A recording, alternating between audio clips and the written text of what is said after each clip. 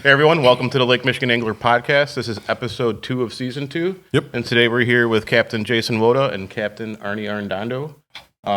Captains out of Kenosha and Milwaukee. Yeah. Welcome, guys. Good to have you. Arnie, been here before, and it's good to have you here with us for our first time. So for this episode, Rob and I were talking about, what we wanted to talk with you guys about. And in the process of that, we're going to talk about a couple of things, but I think there's one overarching kind of thing we would like to talk about, which is the alewife. And what's going to be interesting about this conversation, because it's the basis for, our salmon species to feed on. And when you consider and you look at least the last couple of years, how well our fishery has been and pretty consistent, and we've seen some really good size on fish and all that stuff. I think it's really cool to talk about the alewife and what maybe we've been seeing, what you guys have noticed on the water, because you guys are out there full time throughout the year. You guys also interact and work and talk to and work with some of the various agencies that also obviously maintain and keep tabs on these species of fish. So that's kind of like the premise of all that. But before we get into that, I'd love to ask you guys in general, how did 2022 fish for you? Especially compared to maybe say last year, the year before. We want to go first. I would say, 22 this past season was extremely consistent. I think that would be the main word for it. We had a little tough period here in the southern end. Right at the end of June, early July, we had a little bit of we struggled a little bit. A lot of it's due to water temperature. We also had the whole month of June. We saw mainly south and west winds. We didn't see any north wind, which is on this end of the lake, we want to see some north wind. It's going to move it around. It's going to get the water column set up. But we had a great year. I would call it a great year. Our coho fishing was incredible. If you look at from April all the way into September, there's only a few periods where you could go more than 2 or 3 days without finding a little group of cohos to work with. And I think that was a big difference maker this year. One of the things, once you get on some fish, you kind of stay on them. So that once you find a little group that you can work with, it's normally a 3 or 4 day, of good fishing. Right. And the cohos the size was outstanding, and that's all due to, what we're talking about, alewives. Bait fish populations were very good. Yeah. It's pretty incredible when you go out, just 90 days straight, and in that whole 90-day period, you can always find bait. Yeah. I mean, we've had it where we can't find it for days at times, where we don't see it, but it's there. But this last season, it was pretty hard not to find it. Yeah. I mean, we almost had, you hate to say too much. There's no such thing as too much bait, but. And we'll get to that. We'll get to that. Yeah, because there was something that happened this year that obviously caught a lot of people by surprise that we haven't seen it for a while. How about for you? What was your kind of summary, and how did 2022 fish for you compared to previous years? I like Arnie's answer of consistent. The cohos, for the most part, like he was saying, kept us in the game most days.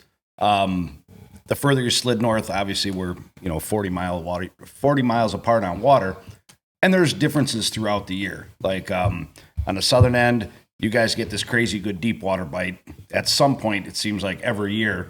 And then us guys up in Milwaukee go to try to chase it. And a lot of times we don't have it. So we got to do something else.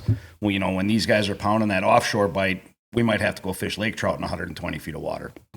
But then come September, early October, a whole bunch of those immature kings showed up. Mm-hmm. 1, 2, 3-year-olds. So the fall, if that's any indication of what's going to happen here this upcoming summer, it's going to be a good summer. Very optimistic, yeah. And Milwaukee, me and Rob were talking about it, especially in the fall. I mean, Milwaukee, if we had to kind of compare in our area, I think Milwaukee pretty much fished the best, especially for the fall kings. You guys had a really good showing of fish. Guys were killing it with the jig bite. Yep. A lot of 30s were caught out of anywhere compared to... A lot of weird things happen in the fall. This year by us. Usually we get a pretty solid return. Usually the marina's pretty full of fish. Yeah.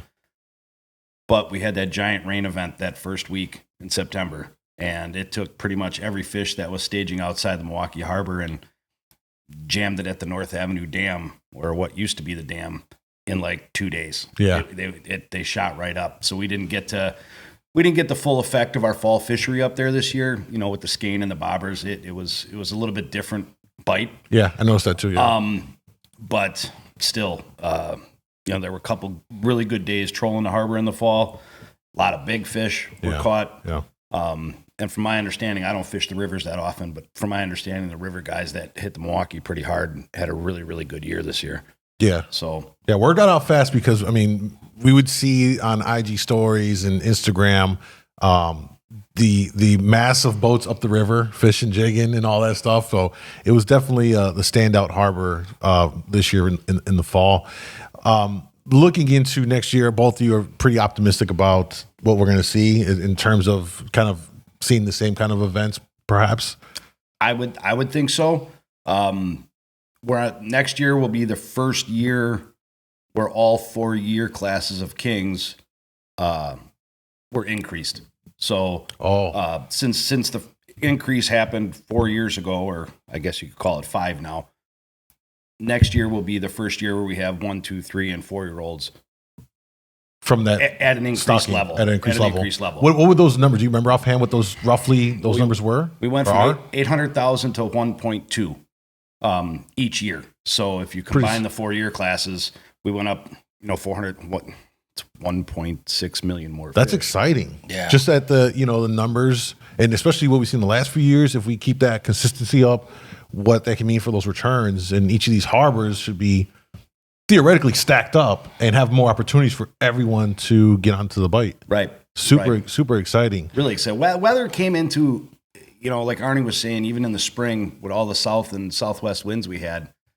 This year, I think more than any, we saw weather make its biggest impact. Not as far as sea conditions or being able to get out, but just in water temperature levels. The guys way to the north in June struggled mightily. It was very, very tough for those guys. But the water in mid-June up there was still in the 40s. It just would not warm up. And it benefited us guys down on this end a little bit. But once it kicked into gear, pretty much the whole shoreline was pretty good. Yeah. Let me ask you on this too, again, before we jump into the Alewife discussion, but it seemed like the Kings in our area, it might be a little bit different for you in Milwaukee. And I always find that Milwaukee is like that turning point. I always kind of consider like Milwaukee North to kind of be its own fishing. It happens a little differently than say like Racine down to like Waukegan in some regard. For us, at least, it seemed like the King numbers, especially in the summertime, we didn't see it like it was in the previous year in terms of bigger size. Like there was a lot of teens around. Did you notice that as well? Yeah. Like, and why do you think we happen to have just a lot of teens in that summer? And it kind of seemed to roll into the fall. We didn't have a ton of bigger fish caught. The high 20s. Yeah, in the high 20s. Yeah. It's hard to say. Remember we had a 40-pound king caught this year in Wisconsin. Sure. So that's not something to be undersold. There are a lot of 30s. Look at the Salmon and the KD tournament. They put some big fish. Yeah. Those were big fish to deal with. And a lot of them were caught up in like Sturgeon Bay. Yeah. Remember the leaderboard was a lot of Sturgeon Bay boats caught big fish. They like we're talking about they struggled in June, but when those kings showed up, they showed up in the northern, from I'd say Sheboygan north, especially that Kewanee, Algoma, Sturgeon Bay. They had some lights out, fantastic king fishing, and we had them. You know what happens, though, I think, in the Racine, Kenosha, and then south, because we had those coals, we get dialed in on those coals. And then we're messing with those coals so much, and we know where they're in this area, and you got to find them. It's funny, we deal a lot with guys from up north talking to them and stuff, and that's more of obviously a kingfisher. They don't get many coals. Yeah. And it's kind of funny. They say, well, you guys don't fish for kings that much. Well, we fish for coals with king baits to an extent, but you catch more coals on coal baits. Let's be honest. You don't go coal fishing with just straight up king baits and catch the coals as good as you can. Yeah. Once you start catching them, you start switching over to what the coal is like. So it's kind of it's almost a false way to read it, because we could have better king fishing, but we're so geared that the numbers and we're going to find this batch of coals that we run out to where they've been, and we pass a lot of them up, but that's because the numbers, a lot of times we're in a numbers game. The other thing is getting that comfort level. You know, they've been from 180 to 220. Now we just got to figure out where they move to today. And I think so. It's hard to say as a whole what happens, but when you talk to guys like in, you know, the private boats that fish around our hill or inside or the, you know, racing it around the cans or, you know, Waukegan, then you hear about all these kings being caught that we're running past them. That's literally, we're going over fish to find the ones we've been messing with. That's actually a fair point because you both are fishing very differently from the weekend, the fun guys or the private guys, because your numbers you want to put in the cooler because you got clients.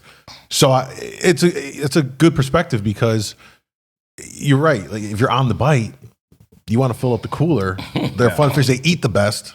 So that's a good point that I don't think you and I even thought about from their perspective, that they're on the bite, they're there, and we had great size. Yeah. Why not get your clients on those? I can't tell you how many mornings I started off with this king mentality. I mean, Milwaukee lays out a little bit differently on how we can go set up in X amount of feet of water, and if it ain't happening, I can just slide out and get back into those cohos. Right. I can't tell you how many times I'd set basically a king spread, but I'd put one coho stubby on a high rigger, and that thing would go 4 times. And I'm like, yeah, we're going to change this. And then 10 minutes later, I got stubbies on everything, and the rods are going. So probably didn't give it enough time to fiddle with the kings, you know. But like Arnie was saying, you talk to some of the private guys that really go hardcore on it. Right. And they're targeting specifically, very different from what you guys are going on. Yeah. You might have clients that say, hey, we want to go out 4 kings, and then perhaps you might want to, you know, set it up for that. But otherwise. That's a real odd thing because we'll get that a lot. Do you? Yeah, I was gonna say, do you get that a lot? Do you guys come out and say, "I want to really just go for this species"? Everybody wants to catch a king, right? Sure. I mean, that's it's the money fish, if you want to call it that. But it's real funny. These guys that are real hardcore. Yeah, we don't want to fish lake trout. We don't want to do this. We really want to target kings. We go target kings and we catch like 1 or 2 in the first hour and a half. Yeah. And they look at you like, I'm bored. Yeah. I'm like, you wanted to fish for kings. Right. It's kind of like, you guys want to switch over now? They're like, yeah. And then you start throwing out the stuff that's been working, you know, like Arnie was saying, for cohos, and all of a sudden, oh, we got one on. All of a sudden, you'll see their mind turn around. Like, yeah, like maybe we should just catch whatever's biting. Yeah, right. Yeah. Together for a good time. Yeah. Awesome. So let's dive into let's talk about the alewives here. And I guess the starting point for this conversation is we've seen the coho, just an amazing year, best I've ever seen. You guys have been on the water longer than I have and whatnot. But for me and my time on the water, super incredible. The size, the numbers, consistency throughout the year. Even in the fall, we saw giants caught out the river. I caught a 14 pounder, my new PB, and the guys were catching really impressive fish. We saw healthy lake trouts. We've seen now the browns are starting to come out now that we're in like this winter period and stuff like that. I'd even say the perch fishing, if you look at from like last year and now this year again, it's been a lot of good perch. Like we're starting to see, not necessarily like a ton of jumbos. The jumbos starting to show up. We've seen people catch them. But I would say, just from what I've seen in the last year, you've got all these Chicago perch groups and all these groups on Facebook. So you see a lot of people posting. Buckets are filled. Good eater-sized fish. Looks like we've seen this growth in like a health of a variety of our species of fish here. And none of that happens if that base food chain isn't in order for them. Obviously, perch don't eat alewife, but I mentioned that just because I talked about in the first podcast. I had this theory maybe as to why we're starting to see these perch start to show up a little bit better and growing a little bit more. And perhaps that might be because the alewife population, we saw this year a significant die-off on the alewives. We haven't seen that for quite a few years. What did you say, like 5 years, 6 years? Yeah, 5 years since we had like a really lake-wide die-off. I mean, from Michigan side over to our side, we saw it. I remember one day on the water in the summer, was it June or July? I can't remember. I was out there inside the hills on my kayak, and I saw them floating. I took a little, video. I put it on Instagram, and it went kind of viral on my Instagram. That was like one of the first recordings of like fish popping up. And then shortly after, the next week or two, then it becomes a thing. So we saw this die off. I read an article that DNR, maybe it was Michigan DNR, had stated that at this point, there's about seven-year class of alewives from the little guys up to the 8-9 inchers. Right. That's a pretty significant forage base because, as you and I said, that provides forage for all the different sizes of salmon, trout that are in the water. And as it relates to the perch as well, tying it all in together, they've said that like the Browns and Lakers will feed on the perch if maybe their alewives are not available. And so that would, especially those juvenile perch, that can impact their numbers. And so maybe these fish are thriving now because the forage base of those alewives is so prevalent that the Browns, the Lakers, and other species, steelhead, are not necessarily having to feed on them as much.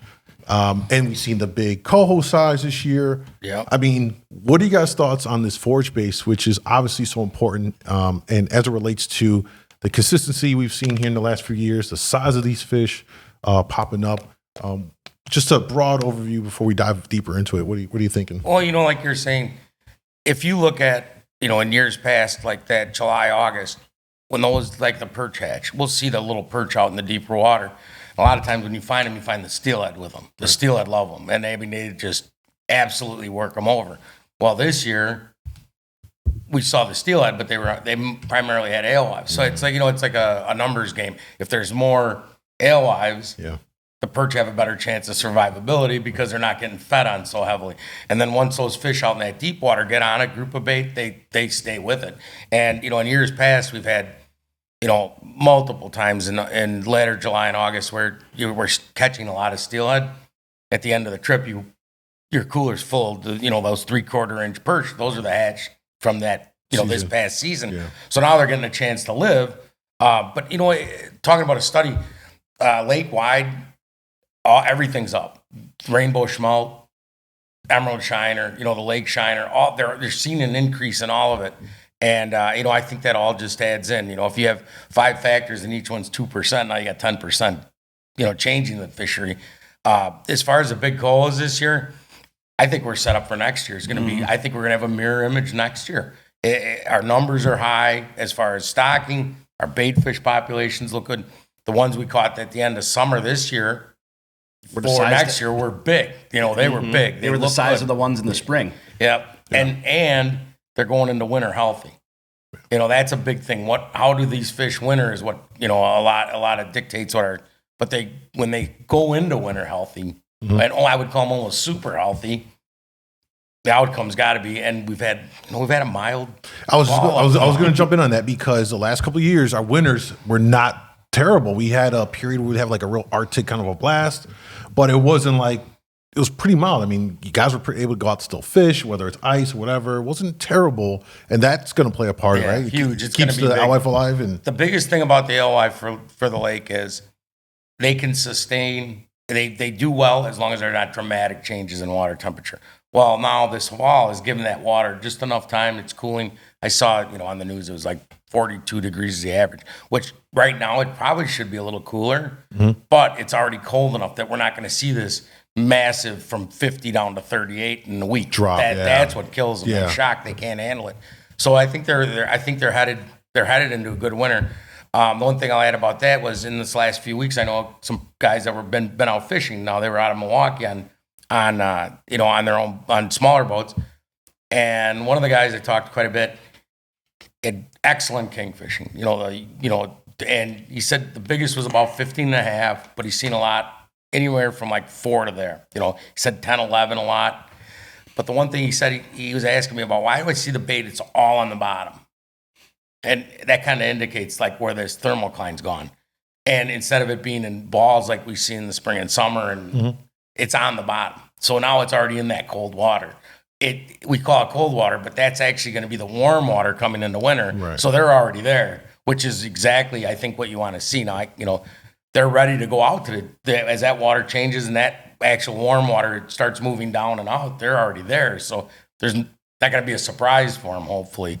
And judging from what he saw in he fished the other day, everything's lined up, nothing's changed. He said he hasn't caught a coal in quite a while because they made their run, but he said the kings looked really good. That's the one thing.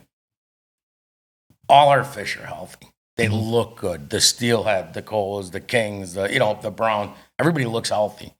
And when our fishery's been in distress, you can see it right away. They're much smaller fish, not necessarily in length, but in body mass.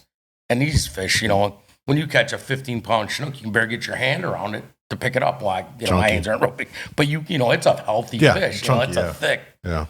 So that I think that the whole system is on such an upswing. Who knows what caused it? The high water is a big. We've had high water now. We're kind of starting to stabilize, but that's a big factor in it. It adds a lot of nutrients. And all the snow, the winter runoff. We got a ton of snow last year. We already got a ton of snow this year up north. They're already. It's winter up north. It's not winter here yet. No, but it's winter up there. I'm enjoying it. We all are. Yeah. You can still open water fish, you kind of enjoy it as long as you can. And kind of going off of what Arnie said, kind of seeing where we're at with the forage base and the winters and how that impacts everything going into next year. The interesting thing that I think about is the fact that we're going to see those increased numbers of fish coming starting this next year with those classes that the state increased and all that stuff. And another thing that was really interesting too happened over the summer was that our friends on the other side of the lake, they seemed to realize that maybe when they pulled back on their stockings, that the health of the system is so incredible with that die-off. It wasn't too long after that die-off happened with the alewife that reports came out that the Michigan side of the NR is going to increase their stockings, and that maybe in hindsight, pulling back might have been as beneficial, but now they can look at it and see, hey, it looks healthy. We should increase it. What do you think that means? They're going to start this coming year, I believe, is what I read. So, 4 years from that point or whatever the case may be, when those fish start to mature, kind of what are your thoughts on how that's going to impact the fishery? If they're going to increase numbers, where we're increased our numbers are, where our numbers are at, more fish in there, more opportunities, or does it help, or does it change anything? Definitely more opportunity. So talking about the other side of the pond is a touchy subject. Wisconsin kind of led the way on the increase. And I think Michigan was taking a lot of heat for it. But depending on who you talk to on the other side, I think they felt a little forced into doing it because it's worked so well over here. Yeah. And Wisconsin had the hindsight 5 years ago to say, we got to make a change here. But the Michigan thing is such a tricky thing because, they're always touting how much natural reproduction they get. Arnie, what was that number that they came out with in that podcast that we listened to? He said that annually they put about 4 million. 4 million smolts into the system, come out of the river system. Basically, a smolt and a fingerling are within weeks of each other. Yeah. Days of each other in growth. In growth with smolt being younger. But that's a little bit that number was a little bit low compared to what their data shows. Their data shows a little bit higher. Right. That they were like more in that 6 million. And so if you take that, just call it 6.5 million to 4 million. That's quite a sliding scale. Yeah. So I mean, in defense of Michigan, they can't put their finger on that number. It's just impossible for them. Their increase. So if you want to, people love to hear numbers. But the interesting thing to me is not the number; it's the percent. They're going up 54%. That's significant. That's not. People would say, well, yeah, but that's that's a percent number. Well, if the fishery was in distress, do you think we'd see double-digit increases? No. And would we see double-digit increases that large? No. So, and they're sending a message that they're, without, nobody's right or wrong in this game, really. But they're like, wow, we can significantly move this number. Yeah. Well, now that's a big number to move it. Indiana's going to be 22%. Not that they stock a ton of fish, but 22% is still a big, that's a big percent for them to be growing and putting in the lake. And Wisconsin, we're not exactly sure. We're not exactly sure where we're going to be at this spring. The DNR did take a high volume of eggs, so a much higher volume of eggs than they've done to produce 1.2 million. They've got a lot more eggs than to produce 1.2 million. So I think it's a pretty positive thing. a lot of stuff going on, and I just say this side of the lake. That's all I want to. Wisconsin, every harbor's got a net pen program now. We've got such great, we're forward thinking for a change, or not a change. We're forward thinking now in this era, and everybody's proactive. Okay, if we can only get 5 fish, let's make all 5 fish live. That's the goal now, and I think that says a lot about all the clubs and the involvement, and Salmon Unlimited Illinois. Even though they're in Illinois, they're big, they're big proponents of what goes on in Wisconsin, and they're the guys that fish Illinois are always supporting what's going on here. Yeah. So it's not like Wisconsin's the only one. We're all kind of, it's a definitely collaborative effort, and that's a great thing. Kenosha, everybody's got a net pen program now. Everybody, and that's all private. That's guys that just raise their hand and say, "Hey, I'm going to help," and it takes a lot of effort and I think it's going to show. It's starting to show more and more. I think how much we don't know. It's really hard to tell, but it's definitely going to help. How did it go this year? Because I remember I was out there. I think you guys did it in the summertime. I remember I was in Kenosha putzing around, and I saw you guys over by the yacht club area. I saw the pen in the water, and I think some of the guys were feeding the fish in there. Yeah, that would have been end of April, early May. They got the fish. Yeah, they. I'm not really involved with that, but the guys the couple guys that spearheaded it, that like two died in the pen. 2. Wow. That's how big are they when you guys put them in there? A fingerling, well, they're like under 3 inches. Yes, they're small. tiny. Yeah. But of all the fish, the Chinook is the only one that they can. That fish right now, the egg is it's hatched. And it's in our facility, Wisconsin's facility. Yeah. That'll be the one released this fall. The coho, the brown, and the steelhead, they're yearling fish. They have to be held a year. Okay. For their survivability. A Chinook can he's just a mean little dude when he's out there. He's eating, he eats anything, everything. And it's funny, like when they're small, they're not eating alewives for a while. They're eating, they're eating stuff. Microorganisms. Yeah. And the better the microorganism is, the better they do. Well, a lot of it goes all the way to the bottom. They have to survive that first year. That's the big factor. Can they make it a year? And obviously they are. So that's an indication that we're headed in very good direction. Yeah. And the cohos, they're already eating alewives when they hit the lake. Yeah. And obviously they like them. Yeah, we've seen that. Well, and we're talking a lot about a lot of kings right now. But we also have to remember that we've gotten increases across the board on the other species as well. Yeah. Coho's got increased, 3 years ago in Wisconsin. Brown's got a slight increase. Steelhead, the Skamania program was rebooted a couple years ago, so we're getting those on top of an increase in steelhead as well. And the only thing that we've ever backed down on is lake trout. And in my opinion, rightfully so. We have a lot of them. So this whole thing's heading in the right direction. It really is, in my opinion. Yeah, it's really exciting. And just to kind of recap on the base here for these alewives, can you guys touch on how they end up in Lake Michigan? Obviously, they're not native to the water. And kind of just cover that backstory for folks that may not know, why they're here, the importance of them.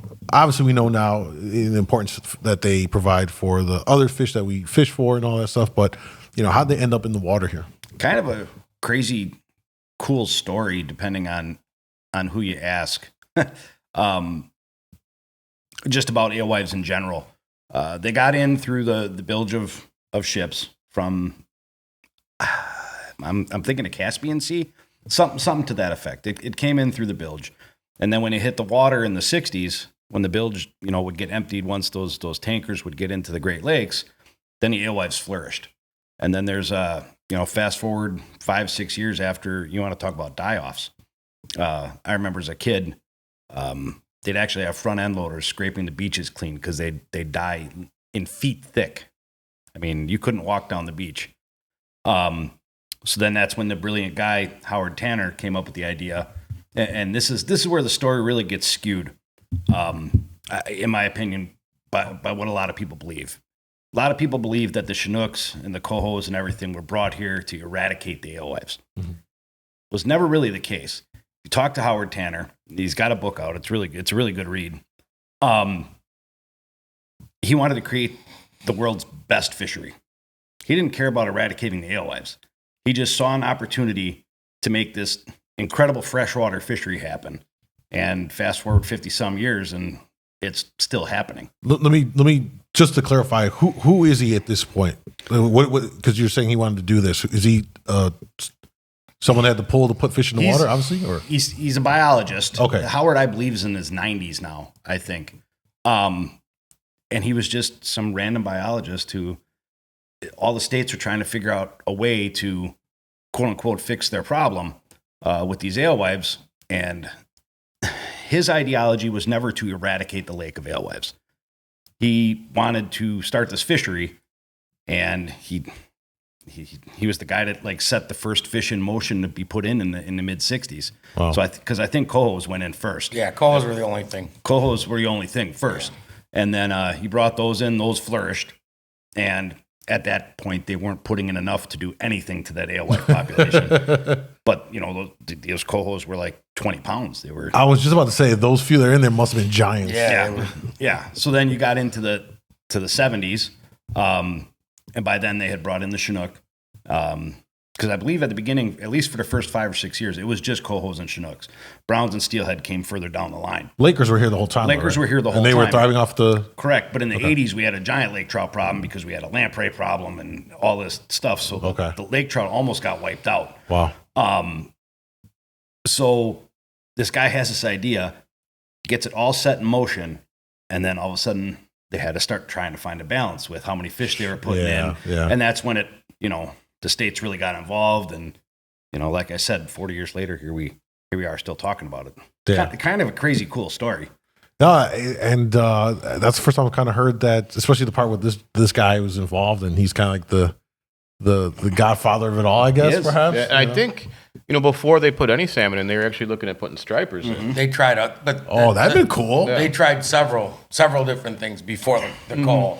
Did they actually dump them in to test it? Or were they just like they were thinking about it? No, they were putting different fish in. I don't know how many different, but they're in the book. I think it tells you. Yeah. And Tanner actually came from the West. Yeah. And in the West, they were, this is such a great success story. In the West, it's not looked at that way. In those upper mountain lakes, they put lake trout. Mm-hmm. Well, now they're getting rid of the lake trout because the lake trout now have taken like cutthroat trout and put those in jeopardy. So now they say, okay, that wasn't that great of an idea here. So they're eradicating the lake trout, which is basically an invasive fish for those high mountain lakes. But in Lake Michigan, it was actually the control measure. They were looking for a control measure on these alewives. Everybody always says, oh, they're going to stop putting fish in. Not really. Okay, number one, we had a big die-off this summer. Okay, everybody was complaining. Why? Because it smelled. All right, so a little bit is they saw a need for more fish. A little bit is they're getting a lot of heat from people that don't fish. That homeowners that have a very expensive lakefront property, have a little influence. That port in a very expensive slip. Yes, I can see it. So thank you to those folks because we can find commonality. Yeah, right. Those are they actually turned out to be quite the incentive or the catalyst for this year. Seeing these increases, and it was great. And we've had some great discussions with our head, Todd Collish and Brad Eggles, and they see that die-off as a very positive thing because now they're like maybe there's a lot more now we had a die-off, so we can see it when it was lake wide and yes, and other people hated it and sure, we like to see it. Who knew that the whole secret to getting a boost? And we've got plenty of Alewife gels and smells here at the shop. We could, guys, next time we need a boost, let's go chunking around all the harbors and the homeowners' houses and stuff. That is super cool, and that's the same thing I thought when I recorded that first video. And I was like, wow, guys, look, all these alewives they're dying off. I'm like, I haven't seen this since I was young. Right. And I said to myself, like, I think this is a great thing. This shows that there's a bunch of bait around And I'll tell you what, I brought it up before about when I was a kid, when you used to go down to, in Milwaukee, you'd go down to Bradford Beach or South Shore Park or even into McKinley before. Because when I was a kid, that whole breakwall system wasn't completely in place the way it is now. So pretty much the North Gap in Milwaukee was 100 yards wider, 200 yards wider. Oh. So it was a lot more open. Opener, yeah. But the amount of die off, if you look hard enough on Google, you can find pictures of it. But as a kid, I distinctly remember it. I distinctly remember walking down the beach and seeing because the seagulls would eat all the eyeballs first. So there'd be all these alewives with no eyeballs in them, right? And they'd get like little potato chips. You'd step on them and they'd crunch. Yeah. And it'd be like, wow, because we used to smelt fish. And then to mark the end of smelt fishing, that's when the alewives showed up. When the alewives showed up, smelt fishing was over. And then fast forward like 3 weeks later, now you have all these things dying off. And my dad in our little 16-foot Alumacraft, I remember sitting there because as a kid, you always want to play with the water. You don't care what's going on. Yeah. And I just remember looking down on the water and dead ones everywhere. You'd fish in like these giant slicks of dead alewives. And fishing wasn't that great. Yeah. I mean, it just, with that many alewives, it was not. There has to be natural competition. There has to be. And I think in our tough periods of fishing over the last 10 years or so, I don't think there's enough competition. So by increasing, you're creating that competition, which in turn makes them bite a little bit more. So let's talk about that, because on the topic of alewives, let's shift it a little bit. Now let's talk about alewives in terms of your fishing. You're on your boats, and I think we've all been in a situation where you're fishing and you're just on a massive ball and you're pulling through it, and you might not be getting bit. And you're like, well, I know there's fish here. I'm on the bait, but I'm not getting bit. There's just so much bait where it lines across your screen. It's just, and you get those tough instances. So some people might think that there's just so many around that the fish that are near it, they're not really interested because there's the fish are there. Maybe they ate already. What's your guys' thought process, thoughts on that kind of a sentiment? How do you fish those big bait balls? Are you running through it? Are you staying on the outside of it? Walk us through your kind of programs and your thoughts. Well, when you say there's so much bait, well, there is, the window that they are feeding just shortens. So you can miss it. You can definitely miss it. And when they get in that, like they're going to bite hard first thing in the morning and you're running late, you're in trouble. You now get to sit there, and then as they get, as they die, the bite dies, and then they'll slowly ramp back up. A lot of that's pretty obvious. It's just, they fed too hard. And I always say they fed too hard. They didn't have to work that hard to feed. Right. And they don't say, oh, I'm going to moderate, I'm going to eat slow. They eat. It's not game. They've been sitting there in the dark all night. They're hungry. And that sun gives them just a little, and they go to town. And if you missed it, sometimes you missed it for, a few hours before there was the random ones that started get up again. There's too much bait. I'm like, that's like air. Is there ever too much air? I don't know about that one. I'm in. If there's more bait, I'm still here. As far as like fishing. Yeah, how you fishing big bait balls, mega bait balls and such that we've seen? Well, whatever you do to be patient, that's what you need to do. If you meditate, if you have coffee, if you smoke a cigarette, if you chew, whatever you do, you might want to start doing that first, because a lot of times it's just a game of patience. You have to wait until they want to start. You can see it. At times there'll be that good morning bite that's good. And then there's the ridiculous, where it's just anything you put in the water gets it, which most people love. I personally don't. I like the nice, steady, because then it lasts so much longer. But when they're just going, when they're really on, they're feeding, there's always that period, and then like that 8:30, 8:45, somewhere they start up again. And then you'll have, it's never as fast as first thing in the morning, but then at least you're having some active fish. And that's, like you say, staying around the bait. Yeah, a lot of times it's hard to be patient, but you almost have to. You just got to bite the bullet and stay, because there's fish there. I think that makes a big difference in how many Arnie may catch one day compared to how many I might catch in one day. I might not be patient. If I'm on that bait and I'm not getting bit, I might be in the mood to go. I'm going to go looking around. You go looking around, it turns into nothing. It's tough because, right, that analogy, don't leave fish to find fish kind of thing. And then you leave, you're like, ah! Like, I'm going to angle out to 220, see what's out here. And it's worse is when you leave and then your buddy calls you, the bite's hot right where we were earlier. Like, oh, By the time I get out there, I just put a hand in the last 5 minutes. I'm like, turn around. By the time I get back there, it's over. So I just completely screwed up my morning. It's like, So but if you don't do that, if you're on the bait, you would just move around. I would almost always stay on bait, kind of like Arnie's saying, and just be patient. But I think we all get caught up sometimes with impatience, and I think it hurts your bottom line at the end of the day. But because we kind of can't go anywhere right now and not find bait. I mean, it's kind of getting to that point, and with the increases coming up, the fourth year fish, and if the increases continue, because you got to remember steelhead live for a while too, so a lot longer than salmon do. So with compounding, if you think about it as a loan, it's like compounding interest. Every year for steelhead, they keep putting an increased amount in.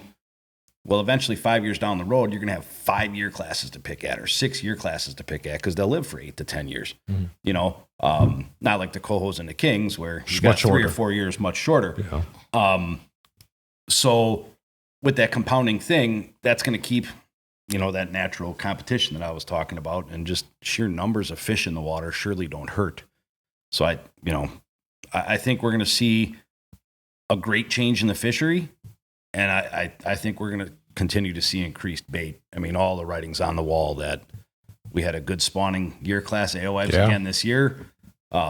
Real thick and healthy 8, 7s, and 8s and stuff that I jigged up just to see I'll do that once in a while. I'll just drop a little small jig down just to pull a couple up and just kind of get a feel for like what that size looks like, and same thing, very healthy.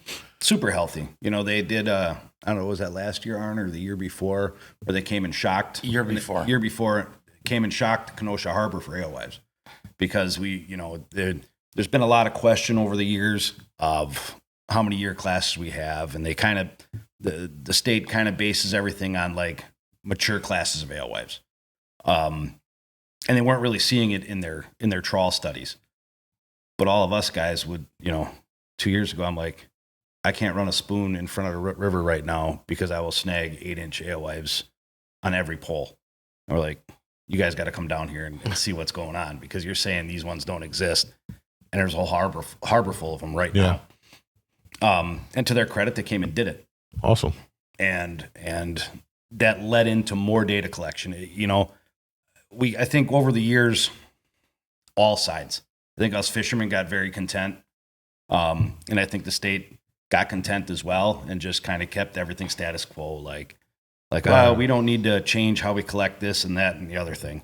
And through certain avenues, we were starting to get a forward-thinking mindset rather than a reactionary. All right, like the proactive, like Arnie said. Yeah, just being on top of it. That's been the biggest thing. It's like, we can look at all the data from the last 3 years, and then take another 2 years to make a decision. Well, now you got a 5-year gap before anything is done. And that changes. Everything changes in that period. Right. So now it's, okay, we're going to look at what we have this year. We're going to make a plan. We're going to stick to that plan. And then in 2 years, we're going to look at it again before this lapses and make another plan and another plan. Something more reasonable of a time frame that you can adjust a little bit better.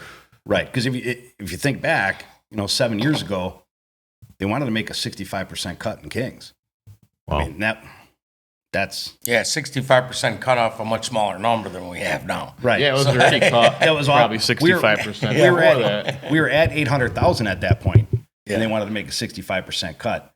And guys like Arnie and myself, guys that spend a lot of time on the water, said, "Why?" That's interesting. That would be in consideration. You look at, this is $1 billion industry lake wide for tourism, sport fishing, and then you look at people will come, they got to stay at hotels, they're going to eat at local restaurants, support small fishing shops and all around the lake. Right. It has such an impact to even consider dropping it. In my mind, obviously I'm not as connected into that world, but just from the outside looking in, it's like, why? That would be detrimental to so many businesses and cities and communities, because that thrive off of the fishing. So it's a good thing that wasn't that didn't happen. Yeah. You know, but they still have a responsibility to manage it. Right. You know, to not have it disappear. Will You know, crash. so Sure. that's a big Fair point. Yeah. You know, there's a big.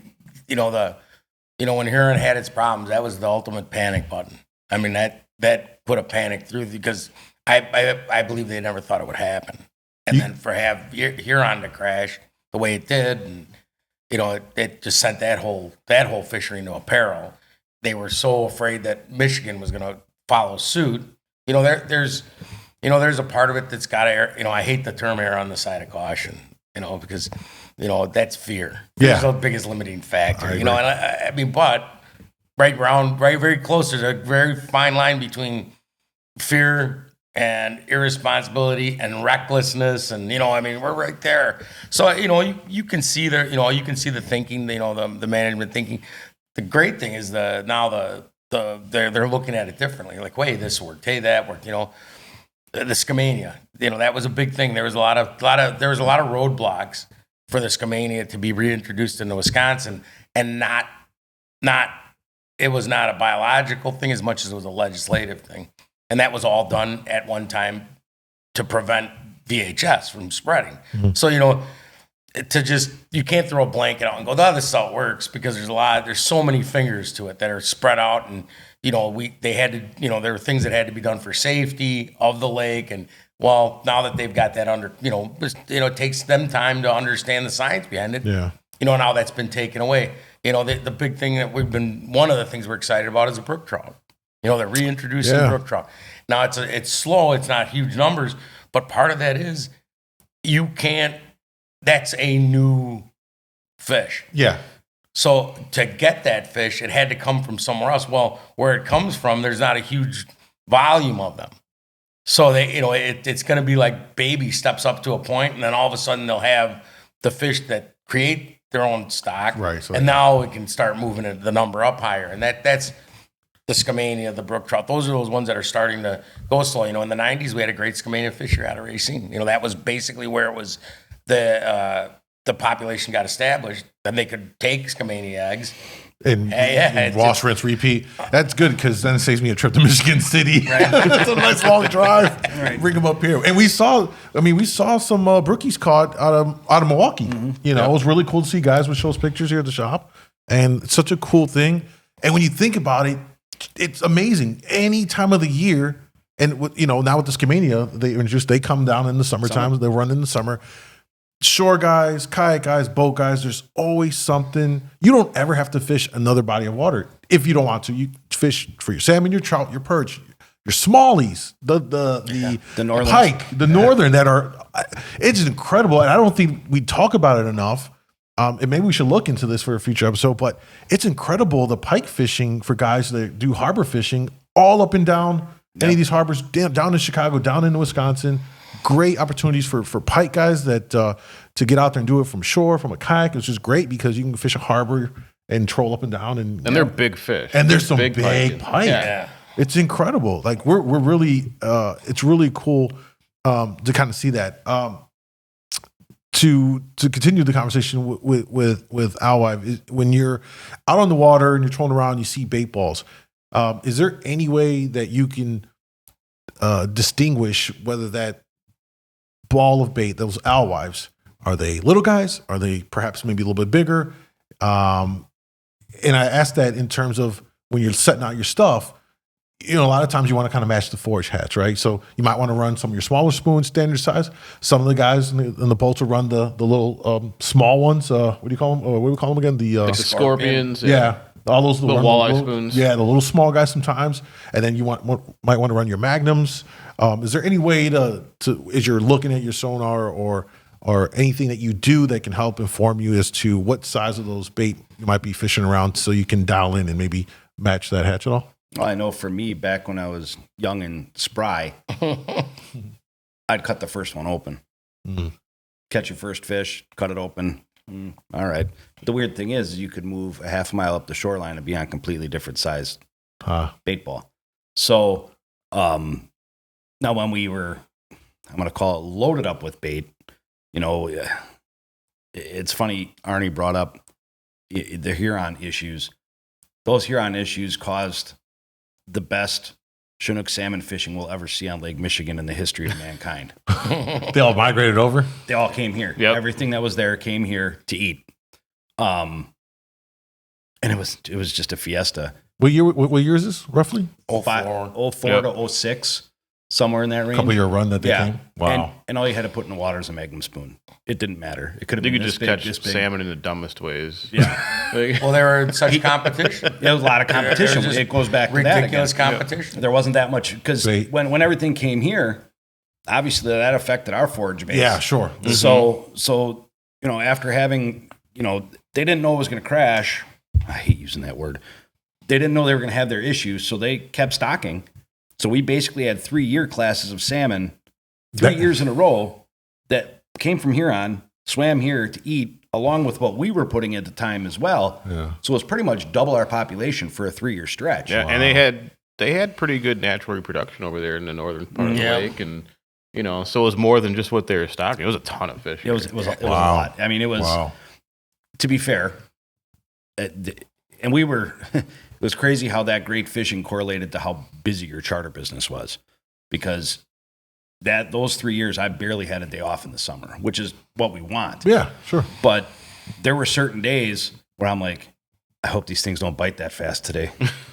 I don't want to work that hard, But it was there was silly days where you could only run 5 rods, and it took everything in your power to keep those 5 rods fishing. You'd have your extra rods set up. One would go off. You'd jam the same thing back down while the guy's fighting it. That rod would go off. I caught like 4 fish one time by just rotating off of one downrigger. I got a quad, but it all came off the same rigger because it was.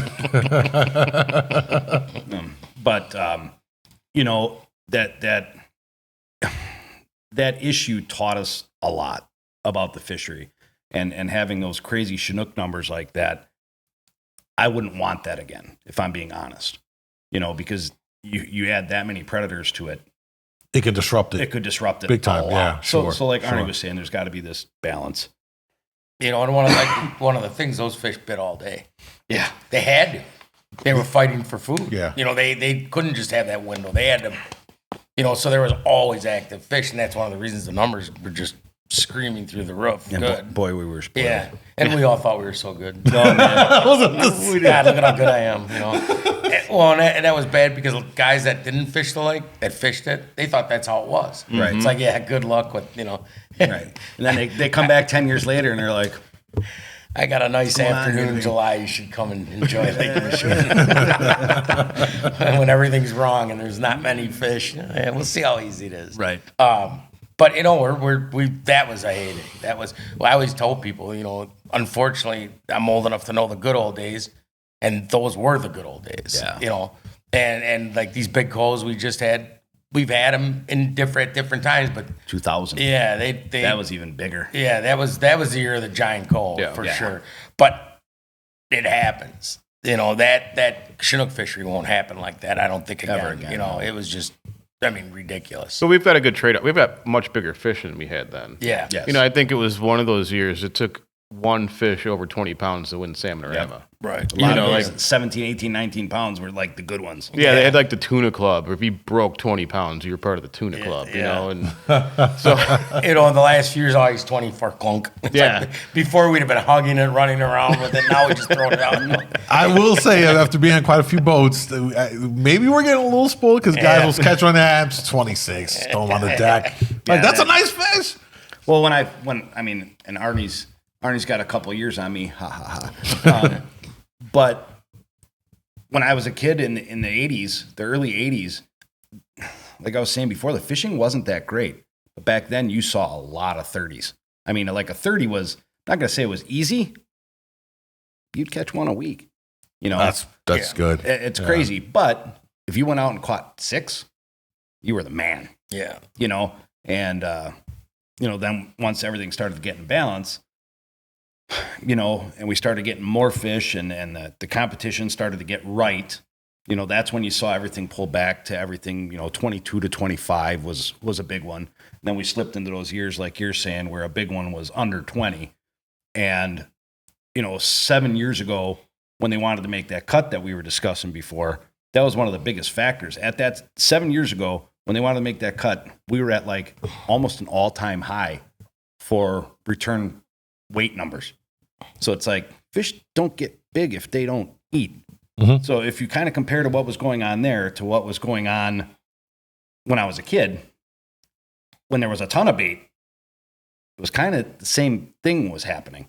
So, you know, that at the time that cut was weird, and what us guys were seeing did not correlate to what the ideology was moving forward. It's like, I don't know why are we making a cut. Everything looks big. Everything's big and healthy. So Do you guys see these last couple of years, last 3, maybe 5 years, in when you're looking back over the course of the lake's history, do you see these last few years being any kind of like happened before? Does that make sense? Like in terms of, in other words, in these last couple of years, is this new ground for the lake, or have we seen something to this effect before in the history of the lake? Or are we on new ground? I don't think we're on new ground. Okay. I think this is, maybe it's, if you want to use the word cyclical a little bit. It's Right, cycling. right. That's what I was kind of getting at. The one thing I think is that we've gotten at times used to that really good steelhead fishing, and it was kind of overlooked this year. I don't think last year was amazing. August was blowout. They were just going out to 2+ and killing them. Yeah. But this year the call was kind of, again, but we were catching steelhead all along the way. It seemed like through July and August, there was times where you'd have more, than the day before. But, that was kind of the one thing that now we've gotten used to. Oh yeah. We found some steelhead. Whereas years ago, it wasn't like that. They weren't just wandering all over. We'd have a week period, then we'd sit for 3 weeks without them. Mm-hmm. And then we'd have a little period. But now, and a lot of it's because, especially in this area, we spend more time offshore. Yeah. Again, we spent more time with the coals, so the steelhead got a break. Everything gets a break when one's paying the price. And if the coals weren't there and we couldn't find the steelhead, I know, in this area we're gonna start finding trout. We're gonna look for lake trout. And this year I'm sure our lake trout catch is way down statewide. Because the southern tier of the lake dictates like the lake trout catch. Yeah, sure. And we didn't have to. And there's a ton of them down south. Yeah. And then, that whole thing, there's more, this is probably maybe the last 8-10 years, you never saw a 15-inch lake trout ever. And now that's like. It's a little guy. Wow, look at, and it's not a big thing to catch them that little because we do at times. Those are probably that natural, those naturals that we're catching. Let me ask you this. Interesting thought here. You mentioned that perhaps this year Lakers weren't really caught as much. Perhaps. Yeah, they weren't. They weren't targeted. We didn't have to target them. I fished for maybe 10 times. So left unchecked, and we know that they're pretty stocked pretty well. They're pretty ferocious though. Those guys will eat. Opportunistic. Yeah. Couple years on the road, if they're left unchecked and not really being targeted and caught, you kind of need to pull some of them out, perhaps. Does that change anything? Keep in mind that, I keep going back to this 7-year mark when the stocking thing started to turn around. Wisconsin went from 1.2 million stock lake trout to 80,000. And that was because of what they were seeing and everything else. So I think more than ever, it had been brought to their attention, like, hey, because I think it went unchecked for a very long time. And now I think finally they're at a point of, maybe we got to look at these lake trout a little bit harder because they eat so much. Yeah. Because of the numbers. And they don't discriminate. They do not. They're equal opportunity. Give them that. They eat each other. Yeah. And it goes back to like the mountain lakes that Arnie was talking about, a fish, no matter what body of water it's in, like a lake trout is going to be a lake trout here. It's going to be a lake trout in Montana. It's going to, anywhere. So if you look at the genetic code for lake trout, opportunistic, eat just about anything. If left unchecked, they will spiral out of control. Yeah. But I think now, and I don't know if you would agree, Arnie, I think now at least the guys in Wisconsin are paying attention to it a little bit more. I know they're starting a gigantic study on it right now. Yeah, they're going to be Look at the people that go like to Canada to catch a big lake trout. If you're from the Chicagoland area, you're missing it. You don't need to go north; you need to go east. Yeah. Illinois, to the reefs. Illinois is just producing an enormous amount of lake trout naturally. The reefs, the studies they do there, the lifts they're called. It's 1,000 feet of net are just off the charts when you read the study. And, if somebody wants to catch a truly trophy lake trout, you should be in Lake Michigan. Well, last year, 2 years ago, they caught the Illinois state record. What was it, 40 something? 43, 42, 42. Well, it was a confusion. Caught him? Yeah. But that's been caught and broken several times over the last 8-10 years. Yeah. There was a long time it stood. John Anderson had the record. Really? So there you go, John. And it hadn't been broken quite a while. He broke it, and then within a very short order, somebody broke it. Yeah. And now it's been, now in the last years, it's been broken. It reminds me of the pink run this year, which we'll talk about that another time. But so let me throw this out there because we want to kind of wrap this up here in a second. In terms of that lake trout and them doing so well, would you then encourage anglers to target some lakers, pull some out of the water? They'll eat good, they'll smoke well, and it helps to maintain the population, or maybe even thoughts of lake trout specific tournaments, which then you get the community. It's like a win-win. You're getting fish, you can give it to people to eat, you can eat yourself, and you're helping to kind of address some of that fishing. Because if you're not fishing for all, let's be honest, most guys tend to have turn their back towards lake trout. Yeah, and I don't understand why. I don't either, because I think on a day when the salmon are not cooperating, you got fish to catch. Yeah. Right. And keep in mind, we want people to catch them, and there's a reason that we went from 2 to 5 in Wisconsin. So that's a huge milestone. That was a rule that stood in place for since the 80s. Yeah, the decades. That was in the early 80s, like Wisconsin was a 5 fish limit on lake trout. Then it went to 3, but it only went to 3 for a few years. Then it went to 2. I remember. And that was part of the sportsman's part of the lake trout restoration plan. Well, the numbers warranted it, and the reality is the moving from 2 to 5 didn't change the creel. What's actually caught? Not at all. Not much. Not even a significant. So that's how well they're doing. Well, that just shows a lot of people don't target them. Yeah. And like you said, I encourage anybody, if you catch it, instead of throwing it back, keep it. Yeah. If you don't like it, it's hard to believe you can't find somebody that won't take a fresh fish. If you don't tell your neighbor it's a lake trout, he'll probably eat it. Yeah. and you know what? And this was something that we always discuss. Was they've changed over time. Yeah. We've got that, and I believe it's the Seneca strain that meets real orange, and it definitely tastes different than they did years ago. And that's where the lake trout got a bad rap was from the 80s and 90s, and what I think a lot of people have to keep in mind is that the lake is a completely different lake than what it was 20 years ago. Yeah, absolutely. Zebra mussels cleaned up that water for bad and good. Bad for us guys. Now we have to run copper and ridiculously long lines to catch fish. I remember the days. It's good for the store. Yeah. Four downers and 2 dipsies is all you used to need. Especially in the summer when the currents are ripping and you guys get the coppers all tangled up and you come in with 10 reels to get spooled up. Rob likes that. Not without the spool. I've got 10 of them today. Oh no. Rob's the only one that's happy that current's bad. That's right.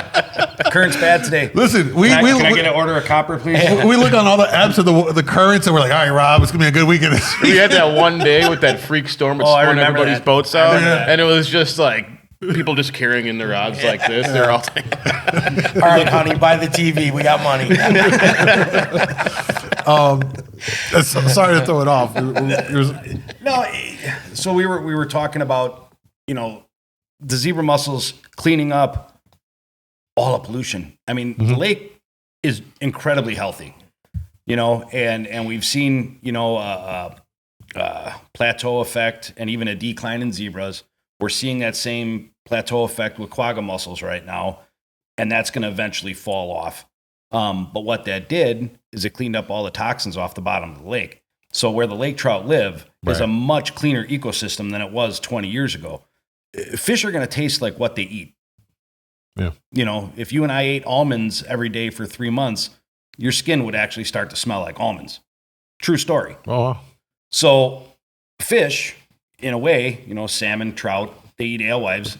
Salmon and trout are oily. Well, so is an alewife. So it's all protein. So it's lake trout now are a much different fish than what they were when the lake was in bad shape. Much different. I don't have a problem eating them. Yeah, I never either. And I mean, just your thoughts on would a lake trout specific tournament be effective in any which way? You know what? I don't know. I don't know if it would. You know what? I think maybe in that regard, I don't know. Even if it's like a one-off. I mean, like thing, if you're just looking at the numbers, like you say, you have a tournament, you catch 100 lake trout. It's not really much of a impact. It might be it might be kind of a fun thing for like some of these clubs to, you know, because the clubs, you know, that's a great thing about these clubs. They go out, they have tournaments, and everybody target thinks species. you know, they think it's about a tournament. No, it's about going out fishing, coming in, having lunch. You know, they're having a big, almost like a party at their tournaments. You know, that's what it is basically. You know. Both SU, you know, both Salmon and Limited, you know, raced Wisconsin and Illinois. You know, there's food, you know, nobody, especially in club tournaments and club contests or whatever, they go out fish, nobody loads their boat and drives home. They all are under, you know, at the event having lunch and talking and, you know, so it might be something, you know, maybe ask fun. Jack about that. Kind of be interesting to see if Illinois would do one. Just that, you know what? And not have, I don't know how you'd have to do it, you know, maybe just like a point per fish you bring in or something. Right. And you don't have like a massive tie at the end. You know? Right.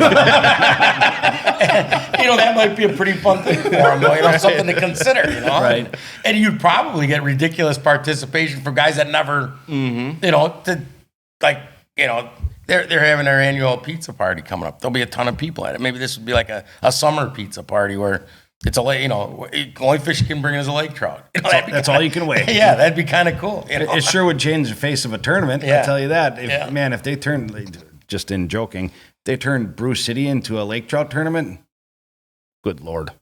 Because typically at that time of the year, we got lake trout in fairly, very, very attainable, easy to fish water. And they stack up really, really well.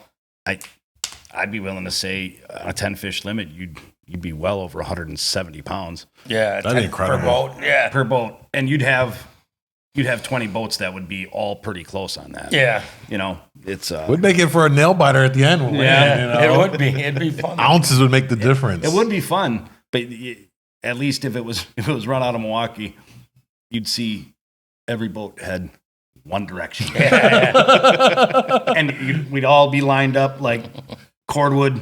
Just you guys would have to have like the conga line just over wake it passes over the one it's spot. It's like that when salmon fishing gets tough up by us, and we revert to fishing trout. Yeah, it's like seriously, I want to be the first guy out there in the morning because I want that first pass. And then it's just leapfrog for the next half hour as everybody else. Who can screw the next guy? You know, well, that's how our hill used to be. Yeah, you know, you could literally shake hands with the guy going past you. You know, we're so tight to each other. Yeah, because they weren't in 91; they were 90. You had to be in 90 feet of water. It seemed like, you know, how they know that I don't know, but they sure did. This goes back a couple years. Quick story before you wrap it up. We're fishing trout south of town in Milwaukee. That's where our trout spot is, and I see this behemoth boat coming from the south trolling. Not a boat I recognize. I'm going to give a shout out just like you did with John.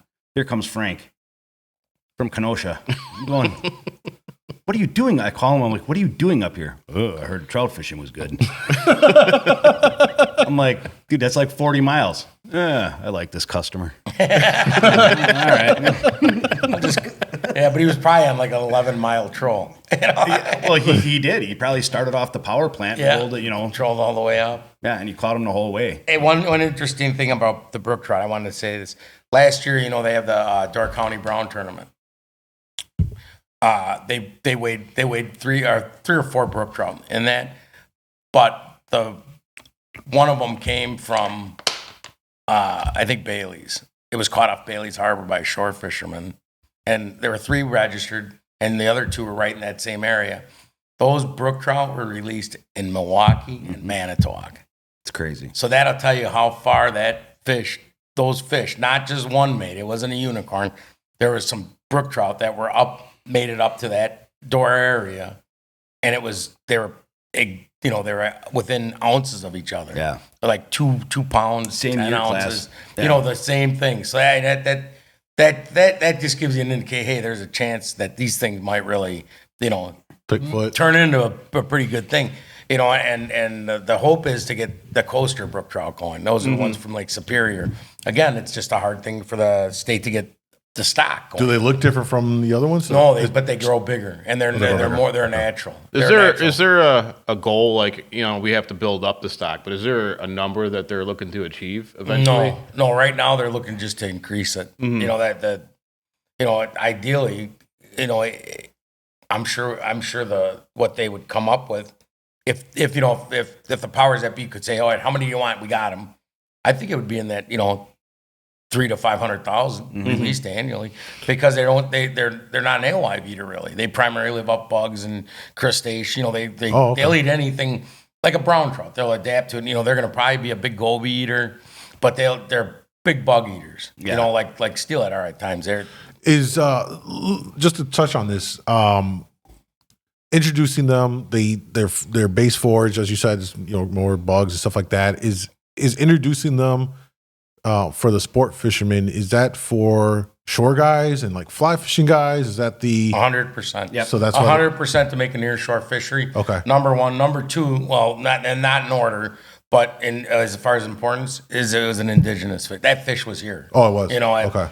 Pre-settlement. So that the goal is that the state can get it going, and then the federal government will pick it up. We'll jump in and fund jump it. in and say, hey, let's help with this. We can fund it. Wisconsin, we've got plenty of money to fund it in our stamp fund. It's the ability to hatch them, Just get them going. Yeah. It's an exponential. It takes, Sure. But it seems like it's hard to get to that next level of just get them to growth. take foot is the important part. Yeah. What would their, like we know what all the other salmon and trout kind of do in terms of like seasonal migrations and where they're at. Where would these brookies, like, where would they be throughout the year? Do they near shore? Or what do you think they would? I watched a dozen of them on my dock all summer long. Oh, so they're pretty like home based. Oh, they're more of a warm water fish for sure. Oh, okay. For sure they are. And they kind of tried something with those Arlie steelhead a couple years back that were supposed to be a near shore rainbow. Didn't really work out. I'm not going to say it wasn't a great idea, but then it got continued long after we realized that it wasn't really adding anything to the fishery. So now the Arlie's been discontinued, and hopefully the brook trout are going to offer that near shore fishery that opportunities. Yeah, right. Because the shore guys have opportunity on all the other increases throughout the year, like you're saying. Yeah, certain times they have to take certain times, but this could be an all year round. And because other than that, the idea, what we hear a lot in our meetings and in our talks is that, what about the shore guys? And I'm like, give us an idea. I mean, I wouldn't even know what you could put in that would stay in a harbor near there. shore. I mean, the brown trout, great, but they get out to deeper water too. They're not, again, certain times all winter long from this point forward, finest brown trout fishing in the country without question. Yeah. For trophy size, yeah. Right. Then in May, that's when your boat season, I'm going to call it, kind of starts. You get the trickle down effect. You get a couple days of cohos real close to shore. Well, more than a couple days. Usually they hang around for a better part of a month. Once you get into the June, July, August time frame, until you get to September, you pretty much got 3 months where shore fishing, I would say, probably struggles. Oh yeah, tough. But other than that, I mean, there's every species, Chinook, coho, everything that gets increased allows more opportunity, not just for boat guys, but for everybody across the board. And the Skamania thing was a big shore fisherman thing. What a great run happens in the summer. We saw, so we saw them show up in Waukegan this year, and I didn't know that they even stocked them out of Waukegan, but there was a good amount of still had caught. Yeah, in they the started summertime. stocking them about the same time Wisconsin brought them back. Yeah, so I didn't And know that. yeah, they were pretty good catches. They caught them with the Kings. There's some nice. They were getting them lately too. Like last week, they're getting some really nice ones, like good sized fish. Yeah, it's really incredible. Let's wrap this up. Let me ask you this question. Kind of do like a little speed off the top of your head. Sure. Tough of all the salmon and trout, which is the most challenging, you believe, whether it's for you or maybe in general, of those species to target and catch? I'm gonna let Arnie answer. Oh, the hardest one to like day in day out. Day in, day out, what's the 100% most would be challenging? brown trout. Yep. Brown trout. They when they're here, they're. I'm not saying they're easy, but they're like when they're like now, they're coming into a great time to catch them. They're not hard to catch, not hard to figure out. We always make a joke that when they're in the summer, when we know the water cooled off and they're there, it's literally an exercise in changing. Yep. To figure out what color they want to look at that day or at that next 2 hour period. And then when it stops, you start all over again with your stack of, trying to find, because they definitely key in on one thing, it seems like, and like I say, everybody wants more browns. That's great. Problem is, they're very inaccessible for some reason. We have no idea where they go because they're there and then they are literally It gone. does seem like that. Winter, early spring, when the water's cold, you can catch them in the harbor. Well, even in the summer when everything cools off. Yeah, they'll come back. Yeah. I have a theory on this, and we're trying to wrap it up. So let's hear it I quickly. won't go with the theory. I don't think the brown trout ever veer that much that often beyond 60 feet of water. I think the brown trout stay near shore all year round, even in the hot stuff, even in the warm stuff. And I think when it gets hot, they go nocturnal. It's kind of my theory on it because it makes no sense. And funny enough, it always happens right around Salmon and Rama. We'll get a hard west wind for 2 or 3 days. I haven't caught a brown trout in 2 months. And all of a sudden I'm fishing for kings in 40, 50 feet of water, and I put in 6 or 7 brown trout in a day. Those fish didn't migrate from deep water. We're now just fishing in their realm. And I think if a guy really wanted to test that theory, he'd go grind it out every day in 50. And there's a guy during Salmon Rama up by us that does it. It's all he wants to win is the brown trout division. So he fishes that shallow water for 10 hours a day. And I'll be darned, he catches quite a few of them. So there was a guy at a Racine for a few years. I can't think of his name though. Paul, that brown trout fished like ridiculous. I mean, the water was warm and he ground it out. And he seemed like, he always caught some. Mm-hmm. Again, we're running past him because the numbers aren't there, but that's a very hard fish to figure out. Mm-hmm. If you had to do it day in and day out, boy, it'd be a tough. Yeah. You could fish Milwaukee Harbor all summer long, and I'm sure you'd have a lot of days where you might not catch anything, but you're there on the right day where they're actually active in like daytime hours. I think they live in the harbor all year. Probably just sitting dormant. Interesting, yeah. And when the hot sun finally sets, I used to do it when I was younger, before I even started chartering, and I just grabbed my dad's boat and it'd be after work. So I got 2 hours to go fishing. I jump in, just go fish the main gap. Back then we didn't have temperature sensors. I didn't, know how cold or warm. We'd catch browns almost every day. It just, they're a weird fish. I would agree with that. Interesting. Brown trout, toughest one. And on that real quick, we're seeing less and less of the pretty ones. What they would call them. Well, everybody calls them Germans, but, right? But the sea forellens are also German. So whatever, even though it's not the proper name, we'll just for the simplicity of discussing it right now. Those German browns, the ones that have real colorful, beautiful coloring on them, we're seeing less and less of those. Would those ever come back? Is that just kind of whatever's left is done? That was actually the real name was the domestic. Mm-hmm. Okay. And that or wild rose strain. Yeah, the wild rose. Okay. And when I say that, those fish, there was a brood stock kept in captivity, meaning there were the fish that they got the eggs and everything from never saw Lake Michigan, never saw anything but the rearing pond, their raceway that they lived in. And the reason that they had trouble was that was a 30-year fish. It was 30 years in the hatchery. Wow. And that's how long they kept that stock going. And what the problem was, and everybody's going to argue about this, and I'm not trying to start an argument, but they were not seeing the numbers return. Like everything's returned to creel. What actually got caught, they weren't seeing that number doing very well. And they said it's a common thing. They turn into what they call hatchery fish. So the little ones, and they're there for a year. Remember, they got to be yearlings when they dump them in the lake. they're very docile. They'd like come up to you and they feed them right there. Whereas a sea forellin, you can't get near that raceway. They take off. They're very skittish. It's kind of interesting. I did a tour of Wild Rose, and a raceway is, let's call it, it's like a big swimming pool. Is all it is. So they're all the same size. They can have about 66,000 coals in one raceway. And they can only have about 14,000 to 17,000 sea forellins in that same amount of space. Yeah, that's a big problem because they're that skittish and they're that, they like you go in there and they're gone. They're to the other end. And as you're walking through, they're like racing back the other way. Whereas like the coals, and I would have never thought I would have thought the coals, you walk up, they come over. He said that the problem with the domestics was that they just weren't aggressive, that they believed they got them into the lake and they just didn't live.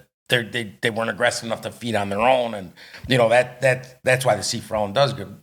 But probably because they swim like that and they're skittish, that's probably why they have hard characteristics to catch sometimes, Right. I mean, I'm not saying that's it, but, that was the biggest reason that they had to do it. They did away with that. They didn't think there was any return on it all boils down to return on investment. There's a big investment to have those, and they weren't seeing the returns. And everybody's going to argue that, But we're also talking about guys that fish the power plant that caught 40 fish this afternoon in 3 hours and are upset. I mean, really, right. That's the that's what I hear all the time. I feel like I know a couple of those guys. Yeah. Sorry. Yeah. No, it's actually. Move along. Go ahead. But I mean, think about our fishery. Think about just the brown trout fishery right now. If we went to the power plant, the four of us catch 20 browns. Yeah, it's stupid. Right. Yeah. Okay. That's how good it is. And to say we need to catch 80 to make it good is a ridiculous thing. It's fantasy land. Yeah. Tell me what fishery in Wisconsin or Illinois, outside of Lake Michigan, you can go catch 5 game fish daily. Pretty hard. Yeah. It's pretty hard to do. I mean, if this was, look at when Winnebago's hot. I mean, that everybody's freaking out and they're catching 3. Right. And it only lasts for this window. Whereas this lake, just our coal runs, there's just a normal coal runs 3 months. Yeah. When you can basically go out and catch 5 coals per person in that boat, whether it's 2 or 6 or 8 people. That's pretty incredible. Yep. Yeah. It's a hard number to sustain. And the brown trout are just that too. Yeah. I mean, granted, it doesn't happen every day, all year long, but you have this 3-month window of opportunity where you can go take part in something incredible. Mm-hmm. And it's tough. It's tough when people. Granted, Arnie and I do this for a living, but it's tough to hear people complain that it's not good enough, and you're like, where else are you going to do that? Like Arnie's saying, where else are you going to? Yeah. And I think a lot of it too is not everyone has the opportunity to fish every day. You guys do it as a business, which is different. It puts you out there all the time. So so in other words, you're capitalizing on those days where the conditions set up properly and you're getting them. Yep. So guys that are limited to certain days or just the weekend, if we get a bad blow, it's across the board. Your fishing's not going to be good. So I can understand. Maybe that's a part of their optics is every time they go fish, it's not really set up to be conducive for that day, and it makes it tough for everyone. And so maybe they excuse their point and all that. Listen, guys, awesome conversation. Before we wrap it up, please let everyone know where they can reach you at about your charter services so they can get in contact with you guys. 2 great captains here, well knowledge, a lot of time on the water, catch a lot of fish. So you want to let them know where they can find you? You can find me in Milwaukee. You can look up my website, www.reelsensation.com. That's spelled fishing like fishing reel. Or just give me a call, 414-384-8096. Awesome. And I'm out of Kenosha, Southport Charter Service. Pretty easy to find. Give me a call, 262-620-6411. Awesome. Great conversation. Love having you guys here. We definitely appreciate it. You're sharing your knowledge and thoughts about, as we talked about Alewives and a couple other areas as well. Rob, any thoughts on today? Well, I really enjoyed our conversation and kind of look forward to fishing next year now and seeing those big goals and kings come back. Yeah. If somebody doesn't do it you got to do it. I mean, these are I think we're gonna be back in those days, again. Yeah. This year our fishery's just incredible. Yeah, it's in the last 5 years, it's really turned around. I mean, it was decent 5 years ago, but I hate putting the foot before the horse, but I think this next season's going to be fairly special. Could be real special. I'm looking forward to it, man. So thank you guys for joining us on this episode of the Lake Michigan Angler Podcast. Make sure you subscribe, like, share the video with your fellow fishing anglers so they can get the information. Stop by, check out the website, lakemichiganangler.com for any of your fishing needs that you got, rods, reels, a lot of stuff. Take advantage of what we got, especially setting up for next year. Get ahead of the curve because, as always, things get hard to come by, and stay posted. All our social media links are down below, and we appreciate you guys for joining us, and we'll see you next episode. Later.